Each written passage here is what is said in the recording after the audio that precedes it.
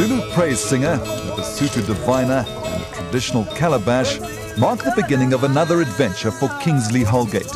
He is considered Africa's modern-day explorer, and for good reason. He has circumnavigated the Makharikari salt pans in Botswana and the world's largest desert lake, Turkana, in northern Kenya. He's travelled from Cape to Cairo on Africa's waterways and negotiated the length of the great Zambezi River. Interrogated by UNITA, kept under surveillance by Tutsis, this is Kingsley Holgate's life. We're not conquerors, we're not imperialists. We see ourselves as Africans trying to know more about this wonderful continent. Africa is indeed the life of my choice. As a family, we've travelled on foot, by ox wagon, Land Rover and inflatable boat, and spent over a decade following in the footsteps of the great missionary explorer, Dr. David Livingstone. We've carried a Zulu calabash of seawater from Shinde at the mouth of the Zambezi all the way to the source of the great river in northwestern Zambia. We shared the beauty of the river with local tribespeople, and they introduced us to the rhythm of their ancient cultures. The crocodiles, elephant and hippo, the incredible sunsets, the timeless river, and the beauty of the Victoria Falls. It's no wonder that David Livingstone in his journal wrote that this was the most incredible sight he'd ever witnessed in Africa.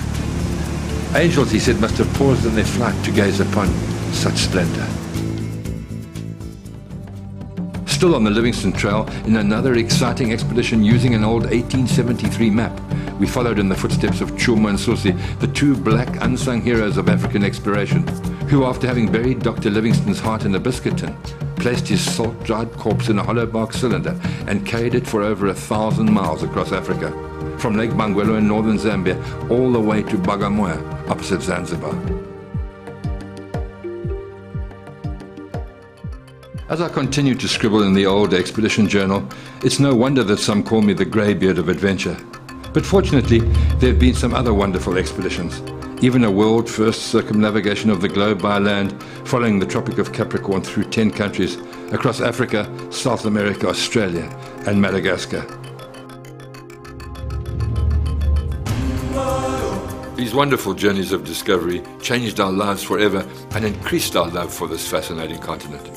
Now, after a lifetime of adventuring, it is our time to give something back to the people of Mama Africa. And so we launch an East Coast humanitarian expedition called African Rainbow. Yes, it's by Land Rover, it's on foot, it's by inflatable boat. And now, in the spirit of adventure, an ancient old sailing dhow of the same design that's been used for centuries. And the sort of humanist turnabout is that it was dhows like this that used to rape Africa, carrying slaves, human cargo, ivory. And now we'll be carrying mosquito nets for mums and babies.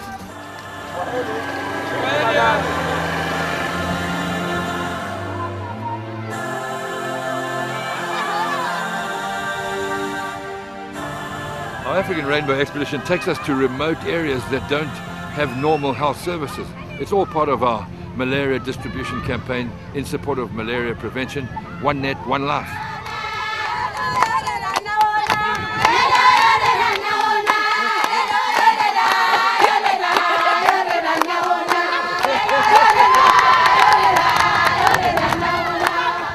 You know, in villages like this, you might find that less than 2% of the people have nets. So obviously everybody's eager to get a net, and that's the way it should be because it shows enthusiasm.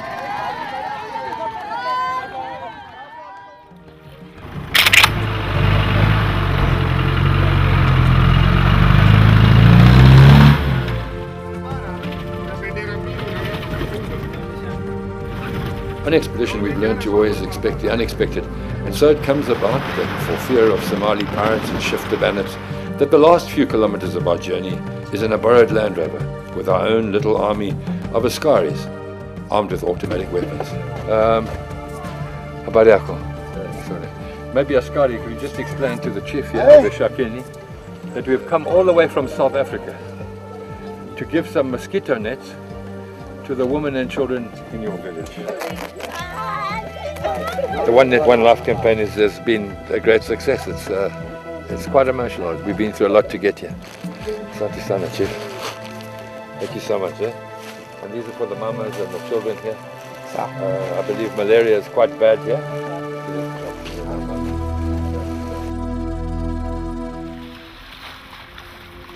We fill this traditional Zulu calabash with water in Durban, South Africa.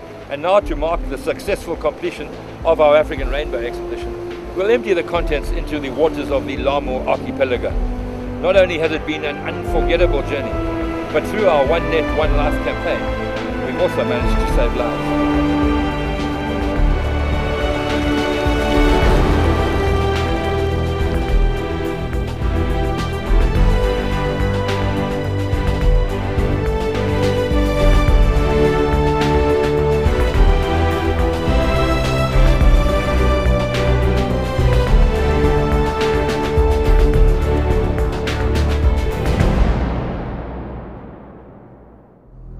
Just one life to live and so many great humanitarian journeys still to do.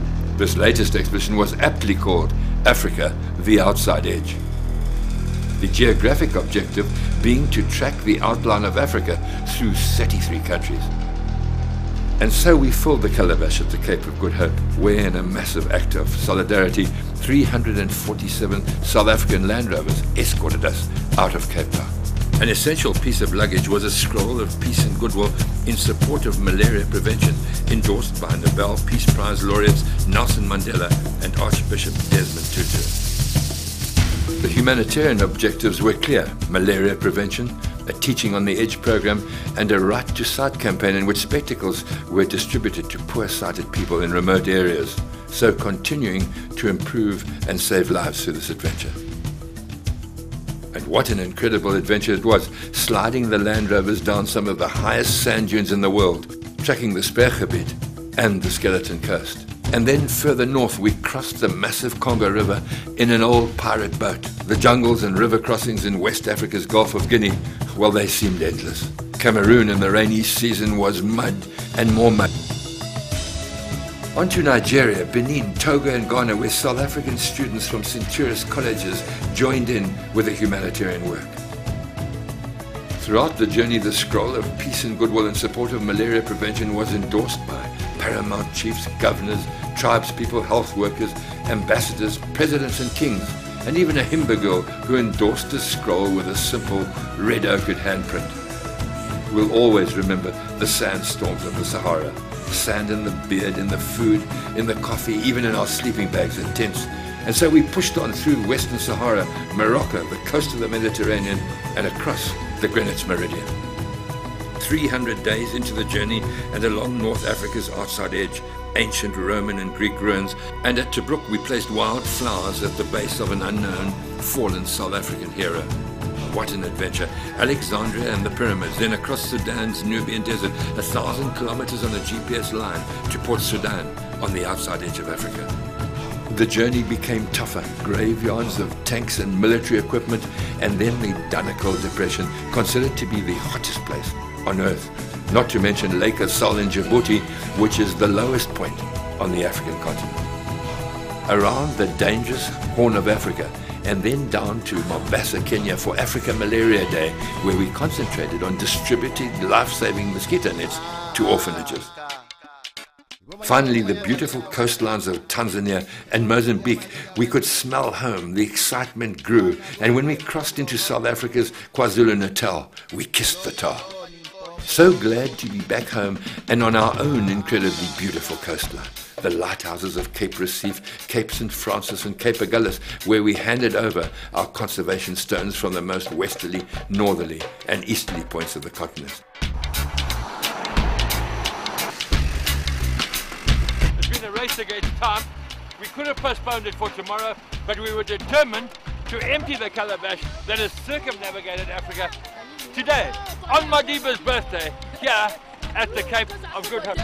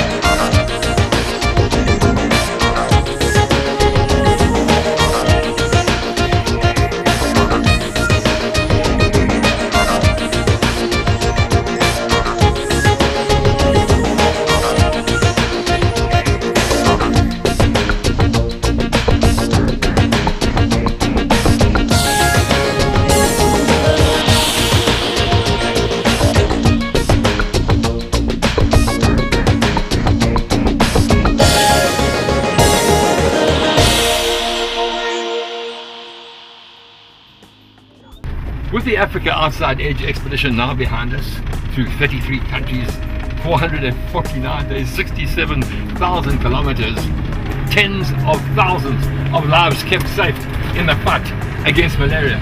But it doesn't stop here, and our next expedition is aptly called Boundless Southern Africa. Starting at the Durban Tourism Indaba, it was a great 100-day journey from the Indian Ocean to the Atlantic. Its clear objective was to link 9 southern African countries, 7 trans-frontier conservation areas, and more than 30 game and nature reserves, and the communities that live in and adjacent to these areas. The theme of this boundless journey was nature, culture, and community. The winning theme of using adventures to save and improve lives continued with the United Against Malaria 2010 expedition, a 12-country, 20,000 kilometer journey that was launched from the Sedi Cultural Village on Africa Malaria Day. The clear expedition objective was to use the energy of the 2010 World Cup to highlight the need to fight the killer disease of malaria. And what great Nando's energy it proved to be, with Nandokas coming from all over the world to help organize United Against Malaria football games and malaria prevention education events in which thousands of life-saving nets were distributed throughout the journey.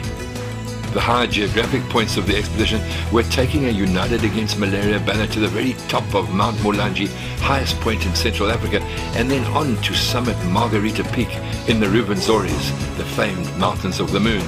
And finally, with ex-Springbok cricketer Jonty Rhodes and a team of Nandokas, they summited Uhuru Peak, highest point in Africa, at the top of Kilimanjaro, tallest freestanding mountain in the world. Once again proving that Nando's will go to any lengths and heights to make malaria prevention history and to help save and improve the lives of others.